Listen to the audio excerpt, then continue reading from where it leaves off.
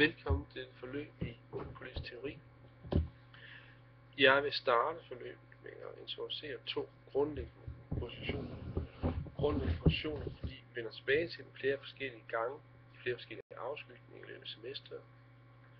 Grundlæggende positioner, fordi at de ligger til grund for langt det meste etik. Det drejer sig om deontologien og om utilitarismen. Helt grundlæggende kan man skelne mellem de her to etiske positioner ved at sige, kigger vi på handlingens årsager, og kigger vi på handlingens virkninger. Deontologien fokuserer på handlingens årsager. Deon er græsk og pligt. Og deontologi er en etik, der fokuserer på pligten på, om en handling er moralsk rigtig eller ej. Hvad er så kriteriet for at vurdere, om en handling er moralsk rigtig eller ej? Det er, at man spørger sig selv om ens handlings årsag, altså det, der ligger til grund for ens handling, til i enhver anden situation, også vil kunne bruges som en gyldig årsag til den her handling. Utilitarismen kigger derimod på virkningerne af en given handling, på dens konsekvenser.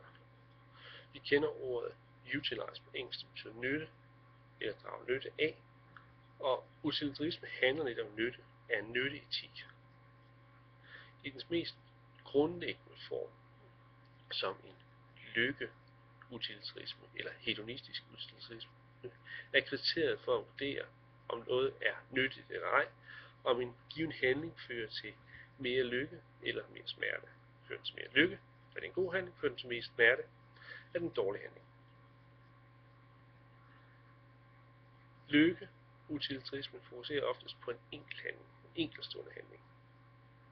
Det var også lidt anderledes med den anden underposition af utilitarismen, som jeg fokuserer på her, nemlig regelutilitarismen. I regelutilitarismen fokuserer man stadigvæk på handlingens nytteværdi, men man vurderer, om en lignende handling i enhver anden sammenhæng også vil føre til mere nytte eller ej. Jeg håber, det er ret let at se, at det kan være svært at skelne mellem deontologi, altså pligtetik, og regelutilitarismen, fordi begge to har det her almengyldige sigte. Deontologien fokuserer på årsagerne. Regelutilitarismen fokuserer på, om man ud fra flere forskellige givne handlinger kan sige, at der er nogle almengyldige regler for, om en handling er nyttig eller ej.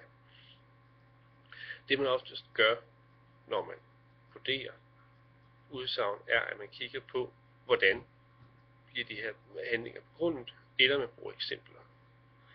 Jeg har et eksempel her, og det er første opgave, jeg har i politisk teori, at fuldføre det her eksempel. Jeg bor i Ry. Jeg pendler hver dag med tog. Når jeg kommer hjem om eftermiddagen, så skal der passere et modkørende tog.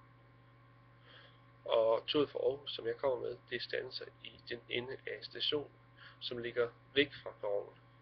Så man står altså toget, og vi venter, så er en højtaler, der annoncerer, hvor ikke over sporet, der kommer tog.